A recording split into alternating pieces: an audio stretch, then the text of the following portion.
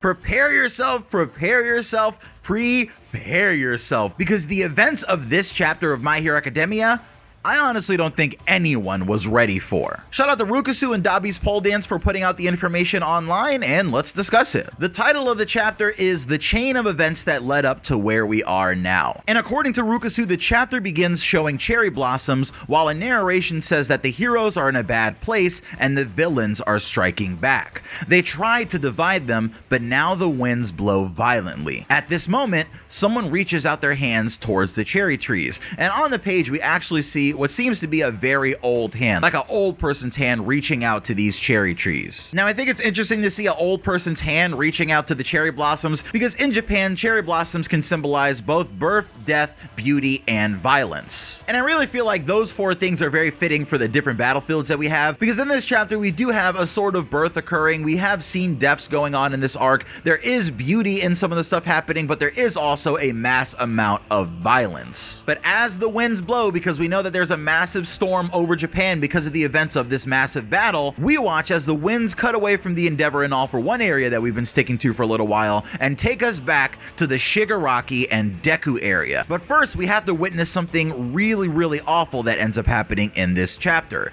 You see, last time that we picked up on Kurogiri and President Mike, we saw that Kurogiri and President Mike were actually teleported right to behind Aizawa, Monoma, and Manual. And in this chapter, we get to see exactly what happened, picking up from exactly that moment. Back to the present, and we see a portal opening at UA. Aizawa notices Mike there and understands what that means. And as Aizawa, who has to turn away from Shigaraki, looks at Kurogiri, realizing that this is still his friend, behind Kurogiri, we see something very unfortunate for the heroes coming out of a portal, and that is a Twice clone. Now, in my previous video about Toga transforming into Twice and then sending a Twice clone over to Hawks' area, I did theorize that it would be possible for Toga to use Kurogiri to send Twice clones to every area, and that would be really bad for the heroes. But that was a sort of worst case scenario, right? Like, I was like, that's probably not gonna happen, because that's kind of the worst thing that could possibly happen for the heroes. But now that we see it's actually true, we do see Twice coming out of the portal behind Kurogiri, meaning that now, on top of everything else that Deku has to deal with, there are also a massive army of Twice clones that are gonna start forming in his area, which is just really not good for him. Now, the issue is that Twice clone starts multiplying, and those different Twice clones that come out of that one start attacking Aizawa, Manual, and Monoma. And we actually see on the page that the Twice clones manage to just knock Monoma down and shove his face to the ground,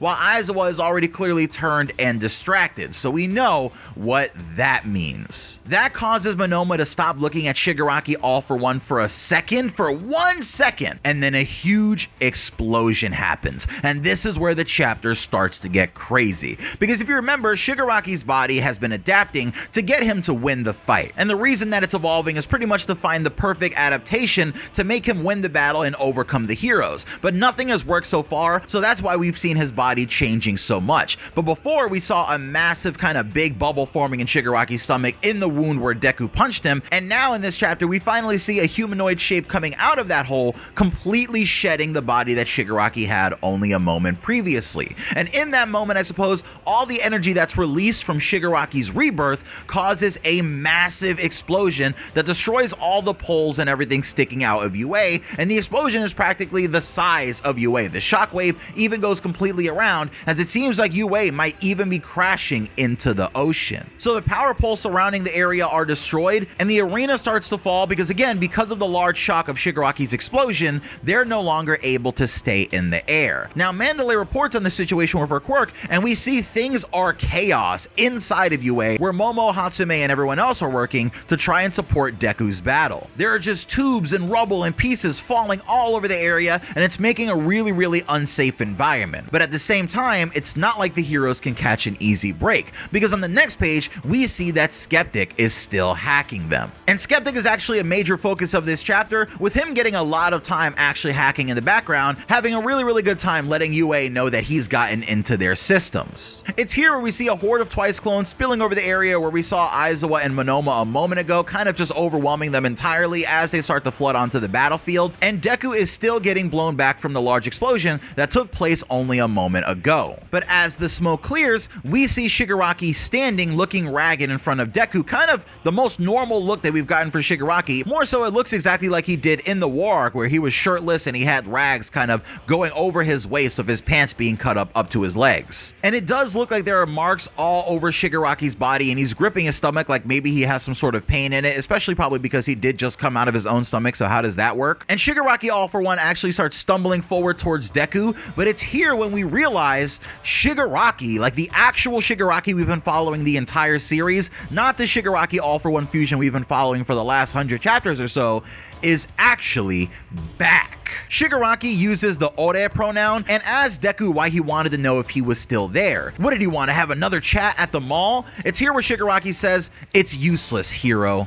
After all, I am your villain." But just from the way that he's speaking and the faces that he's making, Deku notes here that Shigaraki's core personality has returned. We cut away once again to a cave hidden by a lot of bamboo, which is probably one of the random quirks that All For One has. And Skeptic is just hacking away, having a good time getting in the UA systems as he's completely taken over their systems and the underground shelters. He laughs and says that everything is in his hands, and we see Deku being really tired on the next page, saying that this is the effect of gear shift on his body, that if he doesn't let his cells rest, he won't be able to breathe anymore. So we know that Deku did have a time limit, and it seems like he is coming up close against that time limit. But the second user says that he can't stop yet. Second user comes from a time where things were very hard and things were very difficult, and everything might have been a life or death battle, so I definitely understand why he doesn't think that Deku can rest right now, especially because Shigaraki isn't yet defeated. The second user says that One For All and All For One are connected, and he sees that the inner All For One is unable to freely control Shigaraki's body. So Deku needs to take this chance and move, because all the events leading up to this moment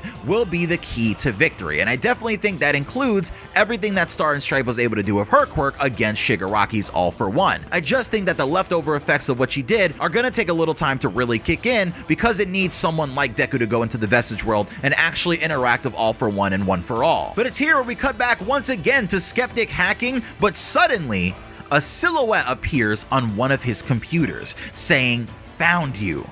The voice says that it was very difficult to find where he was, but they're not the least mad about it. After all, everything is for Gentle's sake. And that's where we get the reveal that La Brava is back in the picture. Now, a long time ago in 2020, I actually did make a random tweet saying I'm looking forward to the La Brava and Skeptic hacking battle one day, because I'd pieced together the fact that Skeptic has only ever failed one time to read Destro in his hacking stuff, and there's only one other hacker that we know in the series who is an elite hacker who is apparently very notorious online. So it just made sense to me in Hori's writing style that La Brava would have been the person who previously beat Skeptic and made him fail against Redestro. So if Skeptic was going to be hacking the heroes in this war arc, certainly La Brava, who hasn't had a reappearance yet like every other villain in the series, would be the one to eventually take him down. Now this is very exciting to me, because I know that since La Brava is back, we're also likely going to see Gentle. And you have to understand that the fact that UA is falling out of the sky gives Gentle the perfect opportunity to be the hero that he always said he wanted to be. Because we know that the reason that Gentle initially didn't become a hero is that he failed to use his quirk to save a person falling from a building.